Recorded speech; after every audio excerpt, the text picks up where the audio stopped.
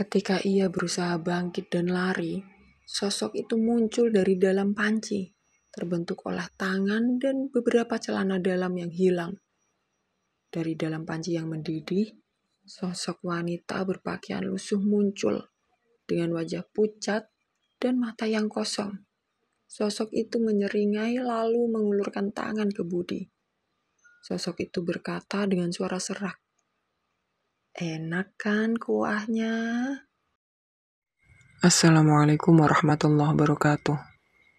Bersama saya, Nyi Kliwon. Selamat datang di 5 Menit Merinding.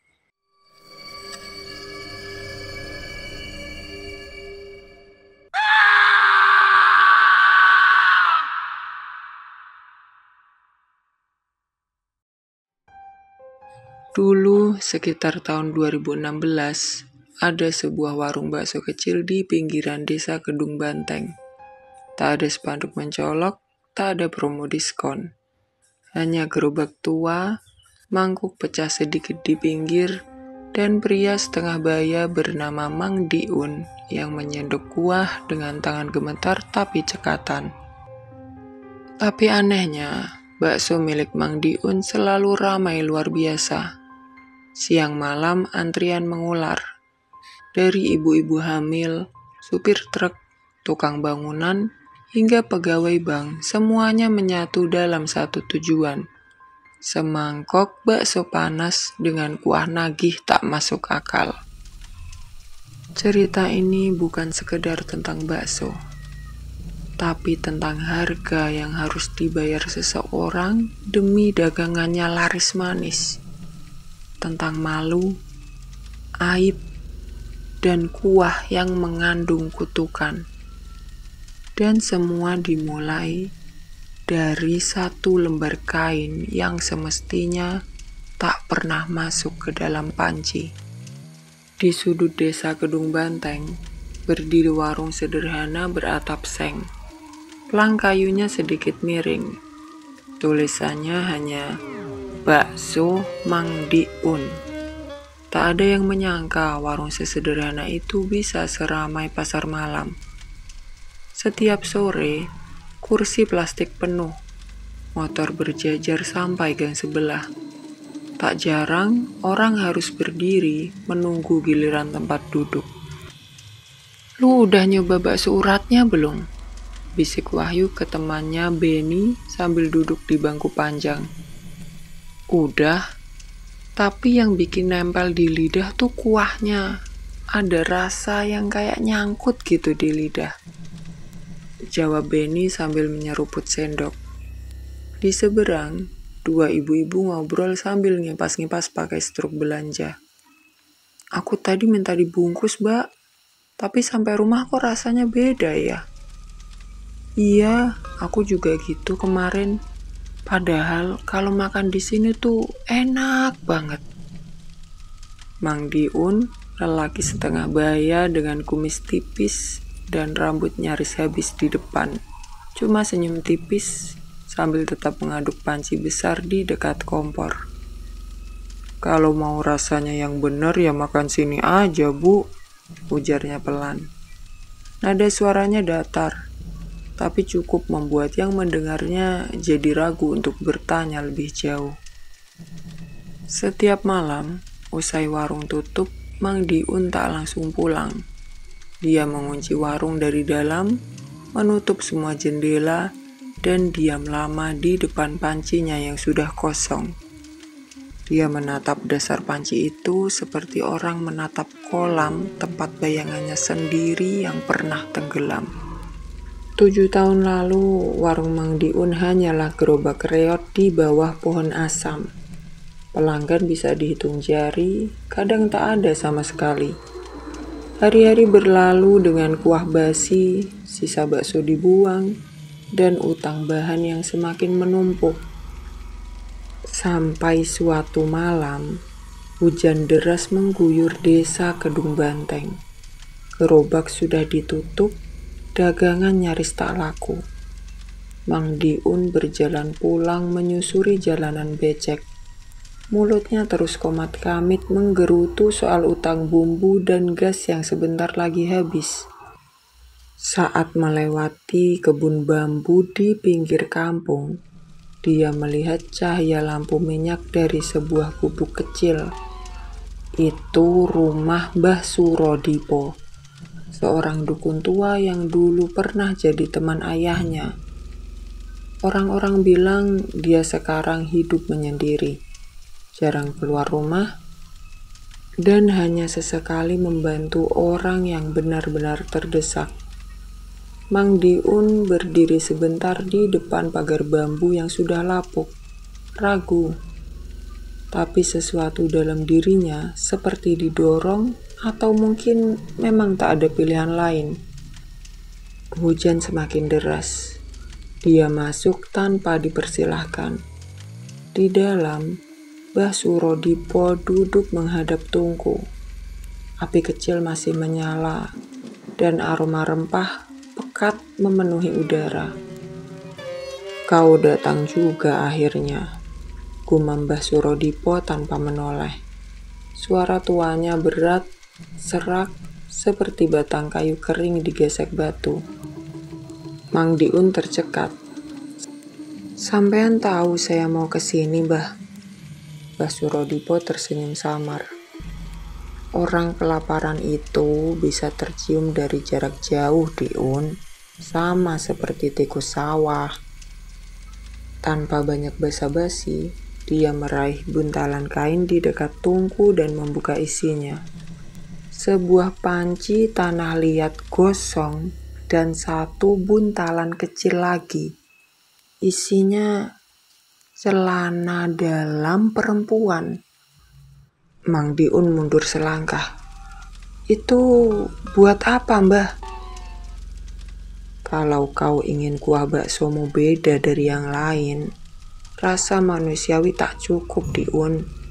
Kau perlu rasa yang ditumpangi oleh sesuatu," gumamnya sambil memasukkan sehelai celana dalam ke dalam panci dan menuangkan air ke kendi tua itu. "Celupkan 1 lembar setiap malam Jumat sebelum kuah mendidih. Jangan tanya dari mana asalnya. Jangan coba ganti bahan. Dan jangan pernah menyentuhnya menggunakan tanganmu sendiri." Mang Diun menatapnya dengan campur aduk antara takut, jijik, dan penasaran. "Mbah, kenapa celana dalam?" Mbah Surodipo menatap api. "Karena disitulah rasa paling jujur disimpan, antara malu dan nafsu, antara hidup dan mati." Mang Diun masih ragu. "Mbah, ini beneran bisa bikin laris?" Mbah Surodipo menoleh. Mata tuanya tampak nyaris mati. "Yang perlu kau ingat, kau tak akan pernah bisa jual bakso itu untuk dibungkus, karena penumpang dalam kuahnya tak suka pergi jauh." Malam Jumat berikutnya, untuk pertama kalinya, Mang Diun melakukan ritual itu. Warung sudah tutup. Istrinya Bu Sumini sudah tertidur di kamar. Lampu dapur sengaja dimatikan. Hanya nyala api kecil dari kompor yang menerangi panci besar. Dengan tangan gemetar, Mang Diun membuka buntalan kain pemberian Mbah Surodipo. 1 helai celana dalam berenda warna merah muda. Wangi sabun masih samar tercium, tapi bercampur dengan bau apek yang menusuk. Dia mengambil sepasang sumpit kayu sebagai penjepit, lalu dicelupkan ke dalam kuah. Perlahan, dalam diam, seperti orang yang menyembunyikan dosa di dalam air mendidih. Tak ada petir, tak ada suara goib. Tapi ketika celana itu menyentuh permukaan kuah, air dalam panci mendadak bergetar sendiri. Uapnya berubah aroma. Ada bau rempah kuat bercampur harum aneh seperti bunga kantil yang dipendam terlalu lama. Kuah menjadi lebih kental, berwarna lebih pekat dari biasanya. Mang Diun tak bisa menjelaskan apa yang ia rasakan. Tapi satu hal yang pasti, kuah itu bukan lagi kuah biasa. Keesokan paginya, warung Mang Diun dibuka lebih pagi. Dan untuk pertama kalinya, orang-orang yang hanya sekedar lewat tiba-tiba berhenti. "Wah, baunya ngundang banget, Mang," kata Pak Darto, petugas kelurahan. "Baru buka ya? Saya jadi lapar padahal belum saatnya jam makan." Satu mangkuk terhidang, disusul yang lain. Setelah suapan pertama, ekspresi orang-orang berubah. Diam, lalu mata sedikit melebar. Beberapa pelanggan saling pandang, lalu buru-buru menghabiskan kuah sampai tetes terakhir. "Gila sih ini, gila. Enak banget ini, Mang," bisik seseorang. "Wah, besok saya harus kesini lagi ini. Baksonya dibungkus 1, Mang, buat istri saya." "Bungkus?" Mang Diun langsung geleng. "Gak bisa, Mas. Bakso itu enaknya dimakan pas masih panas. Mending istri Mas ajak ke sini." Dan benar saja, satu pelanggan nekat membawa pulang. Istrinya mencicipi sepulang dari kantor dan langsung mutah. Rasanya asin, bau amis, dan teksturnya aneh seperti lendir. Di sisi kampung lain, seorang ibu, Bu Sri, tetangga belakang rumah Mang Diun, mendadak berteriak pagi-pagi. "Loh, jemuran celana dalamku hilang. Padahal celana dalam baru itu." Tak cuma Bu Sri, dalam 2 minggu, total 5 ibu-ibu lapor celana dalam mereka raib dari jemuran. Ada yang hilang 1, ada yang hilang 3 sekaligus. Lucunya hanya celana dalam yang hilang. Kaos, BH, bahkan daster tetap ada. Desa mulai heboh. Tapi belum ada yang curiga ke Mang Diun. Sampai suatu sore, seorang anak kecil, Nina, bercerita sesuatu yang bikin bulu kuduk ibunya sendiri berdiri. "Mama, semalam aku lihat Pak Diun di belakang rumah. Dia pegang celana dalam Mama, dicium, terus dimasukin ke dalam tas." Ibunya, Bu Erna, langsung berhenti melipat pakaian. Wajahnya mengeras. Ia menatap Nina serius, mencoba memastikan anak itu tidak sedang berhayal. "Kamu yakin itu Pak Diun?" Nina mengangguk polos. "Iya, bajunya yang garis-garis itu kayak yang dia pakai pas jualan bakso." Bu Erna menelan ludah. Dia buru-buru masuk ke dapur, membuka lemari gantungan, dan mulai mengecek isi ember cucian kering. Benar saja, 1 celana dalam barunya hilang. Tangannya gemetar saat menutup lemari. Dia menatap ke arah warung Mang Diun dari balik jendela. Terlihat Mang Diun sedang sibuk mengaduk kuah. Wajahnya datar seperti biasa. Bu Erna ingin melapor. Tapi sore itu, suaminya, Pak Darto, pulang membawa 2 bungkus bakso Mang Diun.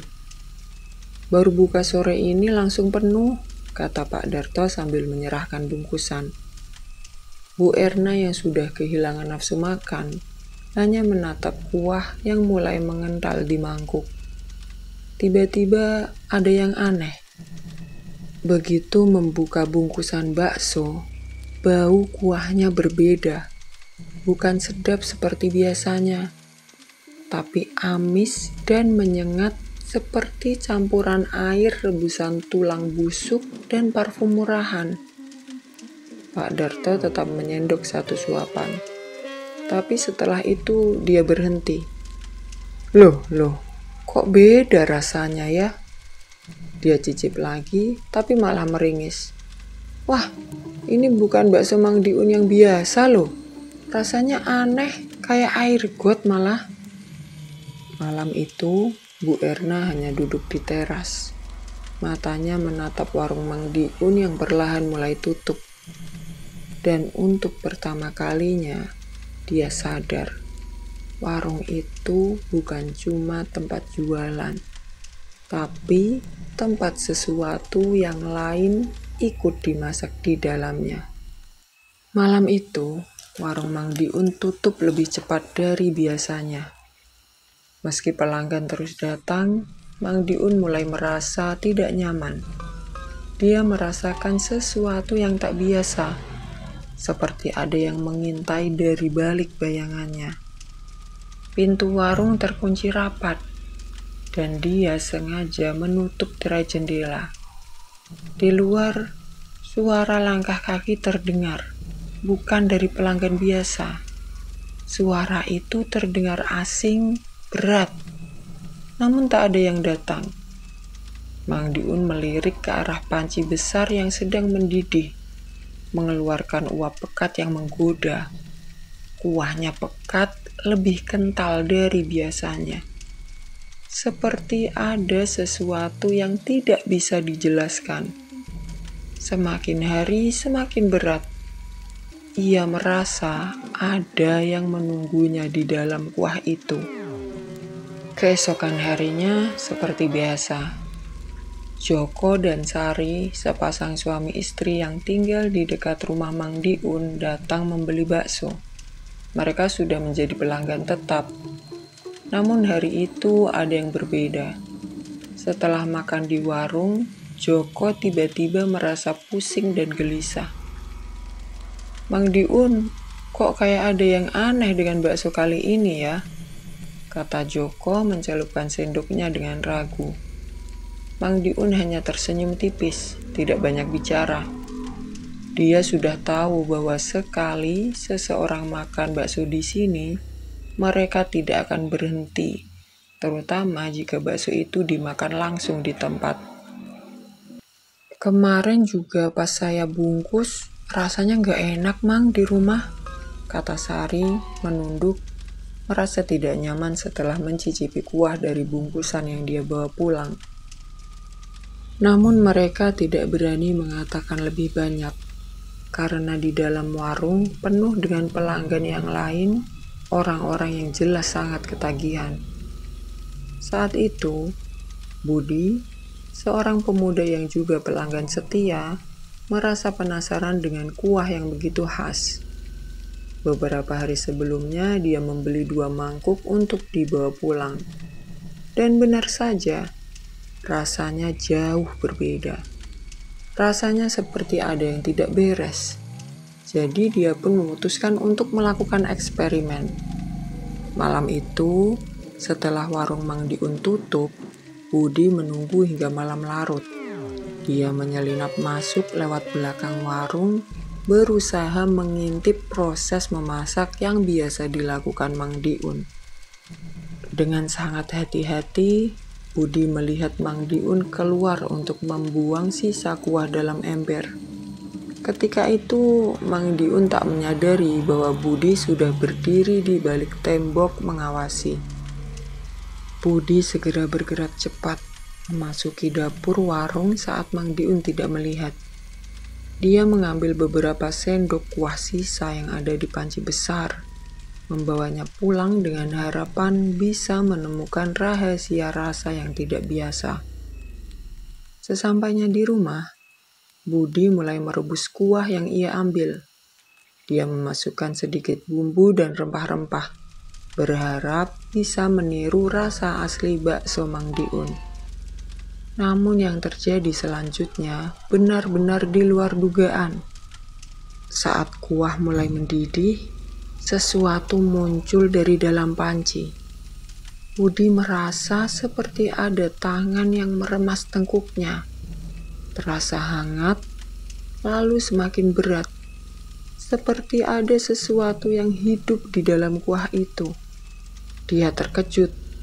Sesuatu yang aneh seperti bentuk selaput tipis muncul di permukaan kuah. Seolah-olah kuah itu sendiri sedang bergerak. Sekejap, tangan Budi menjadi kaku. Dia berteriak tapi tidak ada suara yang keluar.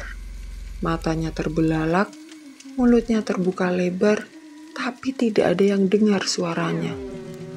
Dalam ketakutan yang mencekam, dia merasa sepasang mata menatapnya dari dalam kuah. Lalu tiba-tiba tangan itu muncul.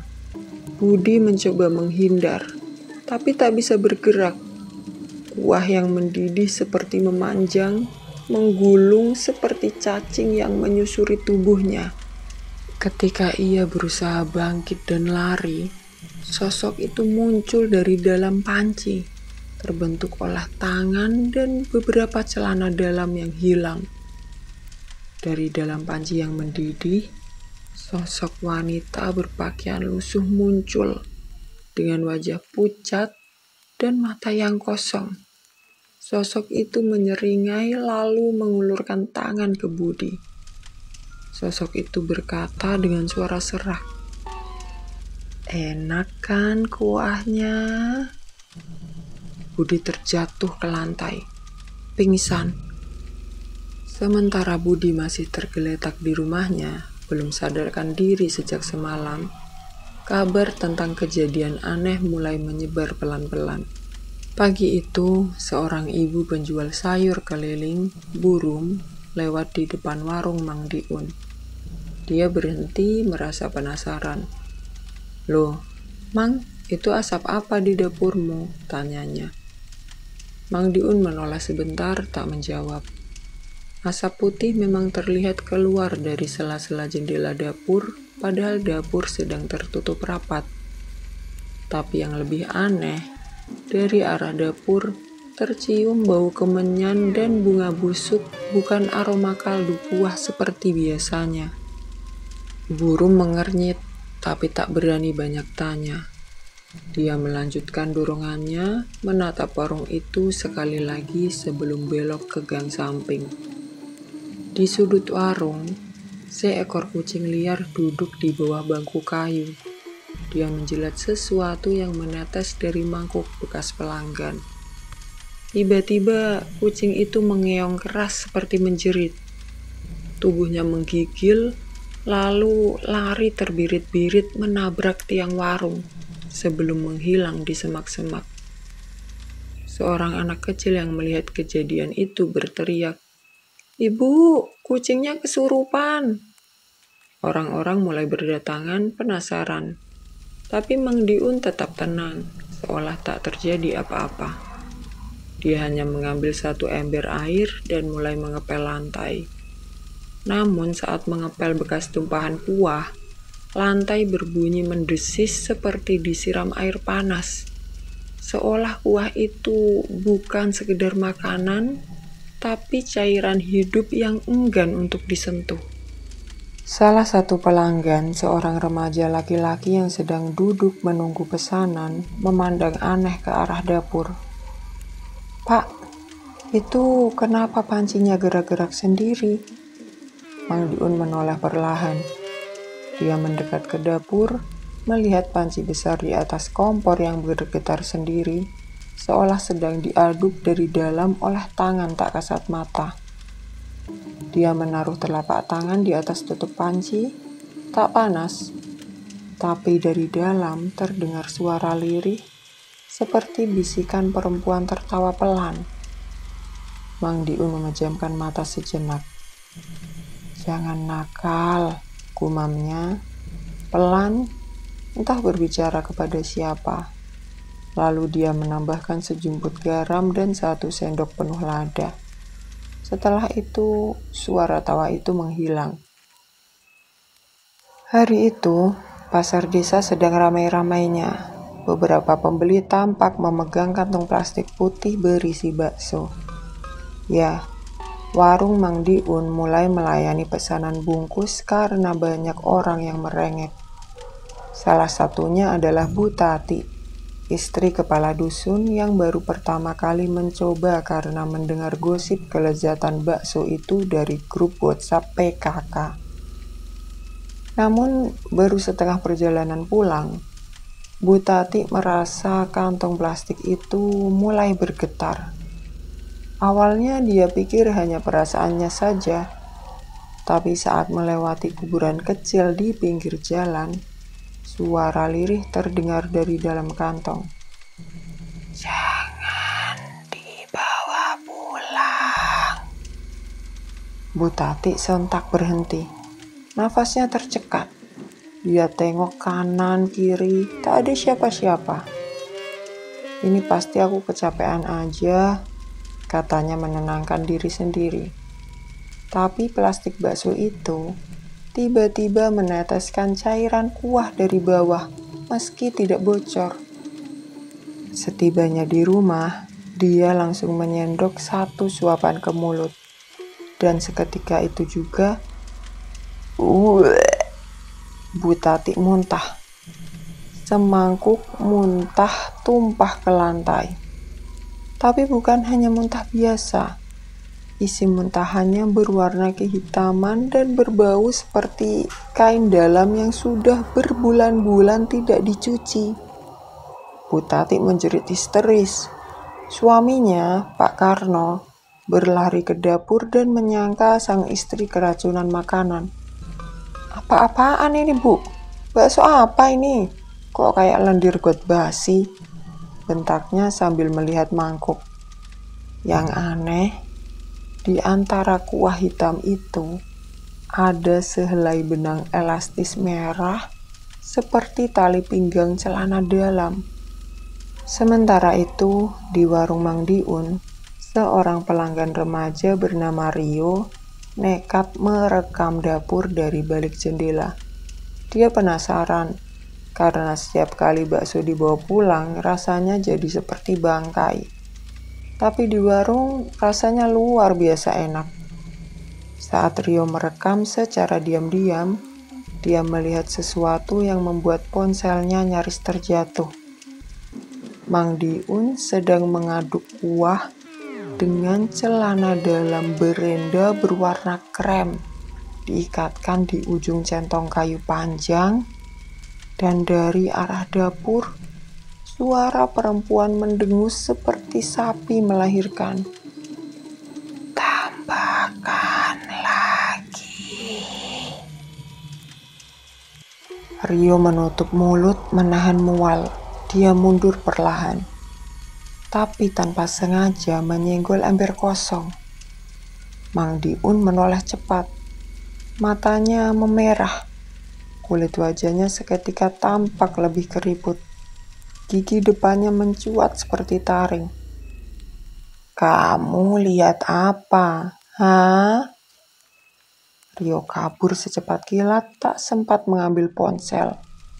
Dan sejak hari itu, video itu tak pernah ditemukan lagi. Di pos ronda malam harinya, warga berkumpul. Isu soal bakso pesugihan mulai beredar. Tapi semua orang takut, tak ada yang berani menuduh secara langsung. Hingga seorang warga yang dikenal religius, Pak Iwan, berdiri dan berkata, "Kita butuh bukti, jangan sampai salah tuduh." Mereka sepakat. Harus ada yang menyamar sebagai pelanggan biasa, lalu menyelinap ke dapur. Tapi siapa yang berani? Semua terdiam, sampai seorang wanita angkat tangan, Bu Erna. Matanya memerah, mukanya masih pucat, tapi bibirnya menegang. Aku yang akan masuk ke dapur itu, dan aku yang akan buka semua aibnya."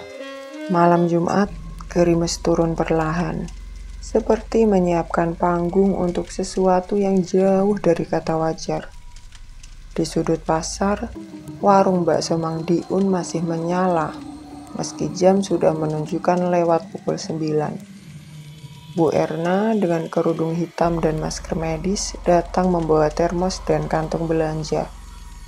Dia menyamar sebagai pembeli terakhir.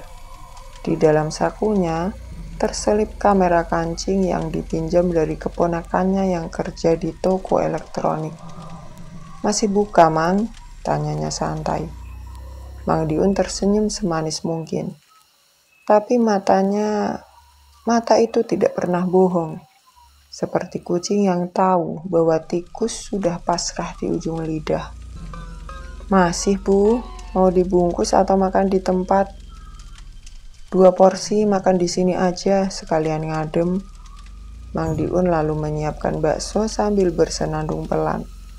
Lagu Jawa lama. Nadanya seperti nyinden, tapi pelan-pelan berubah menjadi gumaman tidak jelas yang membuat bulu kuduk Bu Erna merinding. Dia lalu mulai mengaktifkan kamera di sakunya. Setelah Mang Diun menyajikan semangkuk kuah bakso, Bu Erna berpura-pura menjatuhkan sendok. "Aduh, sendoknya jatuh, Mang. Boleh saya ambil sendiri ke dapur?"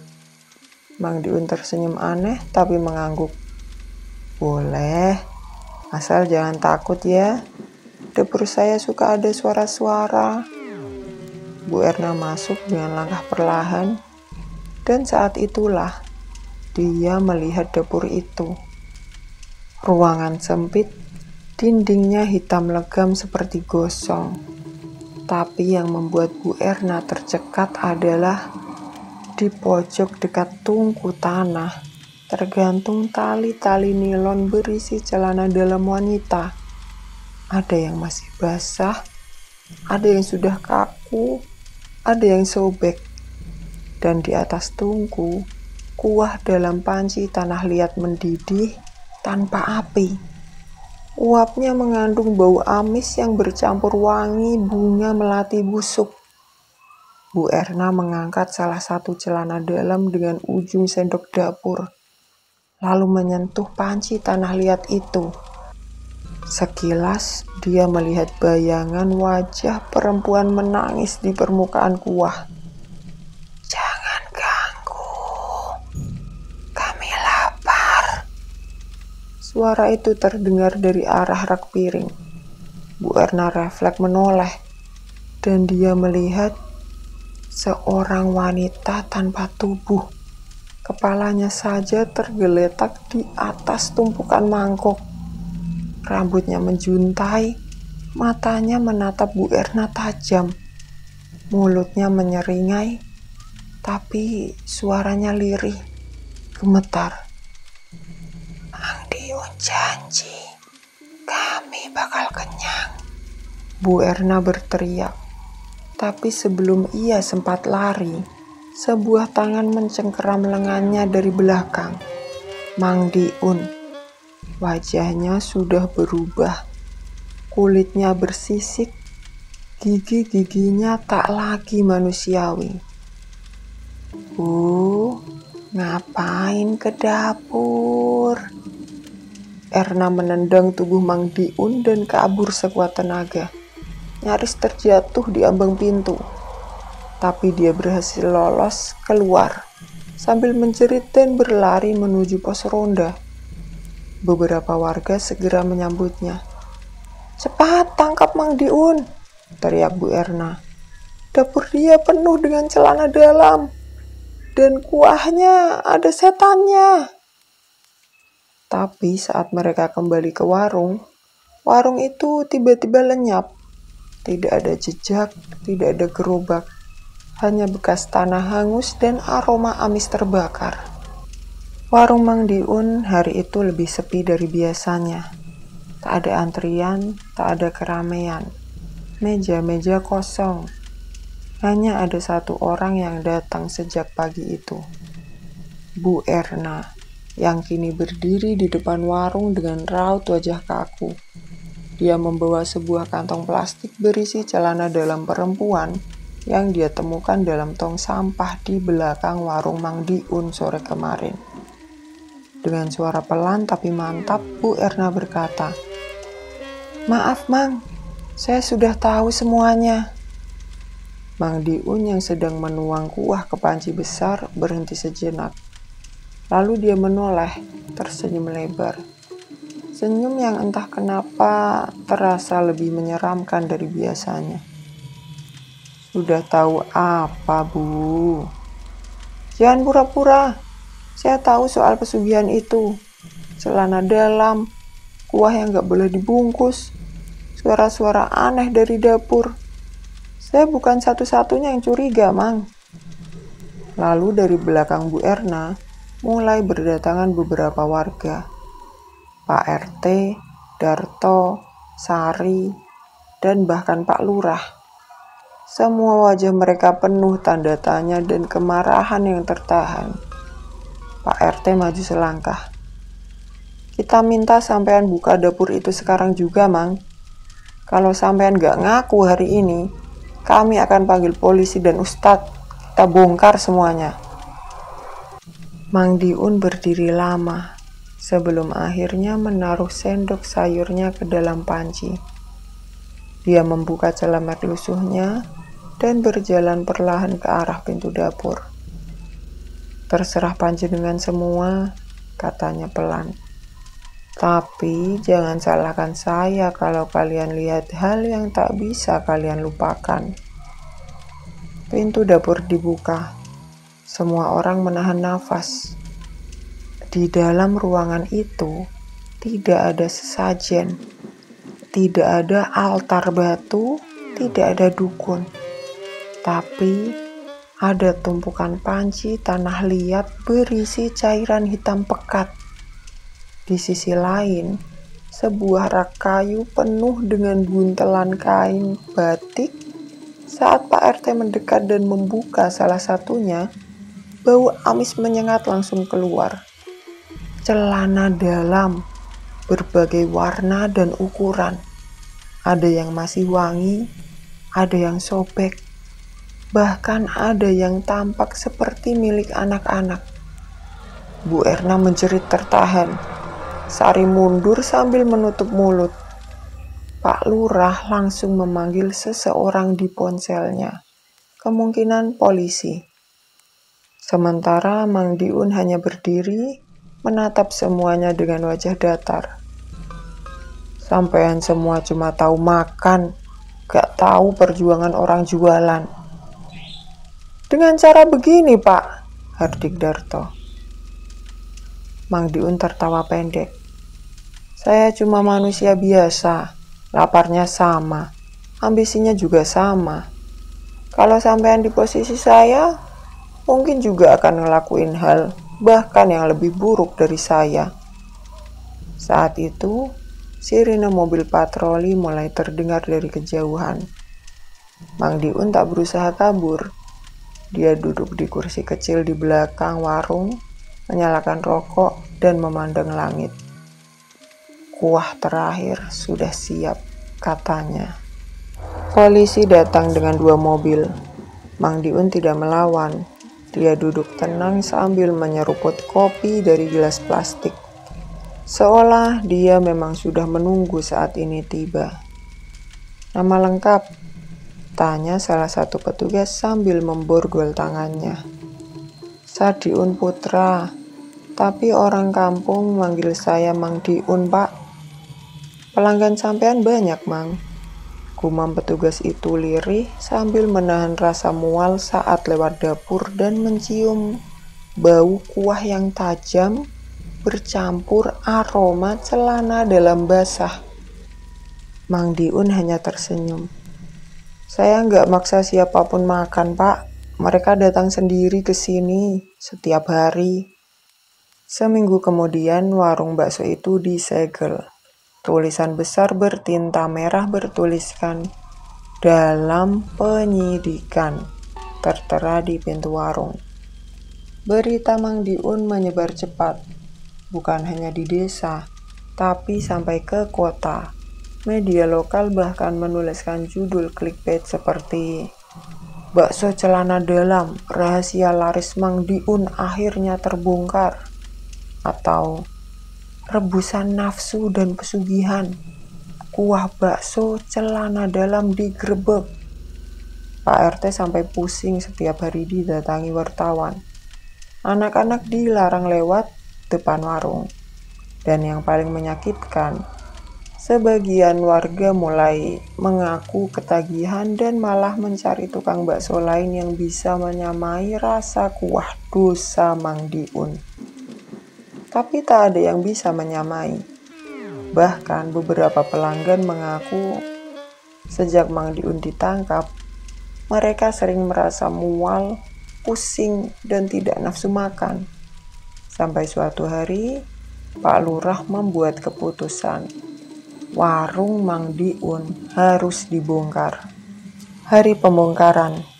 Saat bagian dapur dihancurkan, para tukang kaget saat menemukan ruangan kecil di bawah lantai dapur. Ruang seperti bunker sempit dengan dinding batu yang lembab dan bau sangat menyengat.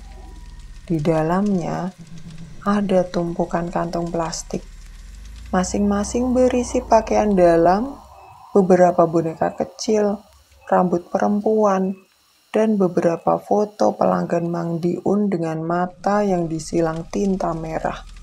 Pak RT gemetar. Wah, ini bukan pesugihan biasa sih. Ini semacam ritual penjeratan, bisiknya.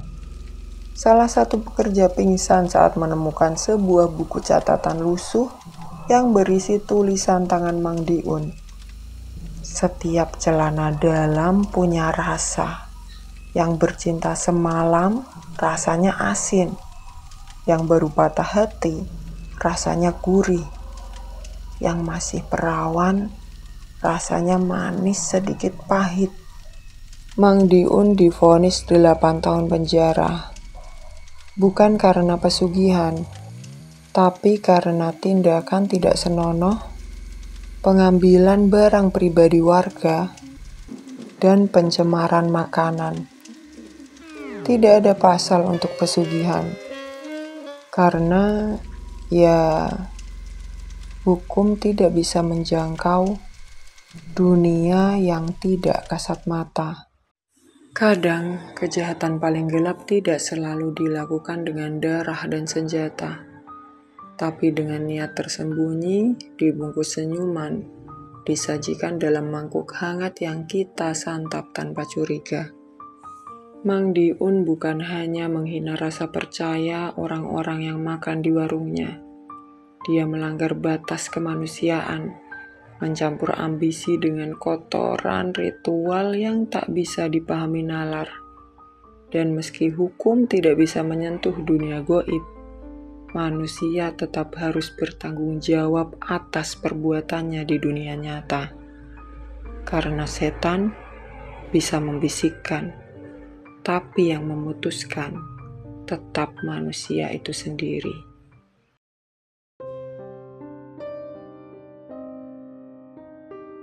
Bersama Nick Liwon, sampai jumpa di episode mencekam selanjutnya di 5 menit merinding. Jangan lupa subscribe, like, and share. Dan jika kalian mempunyai cerita seram yang ingin kalian bagikan, kalian bisa menghubungi email yang tertera. Terima kasih, selamat malam, selamat beristirahat.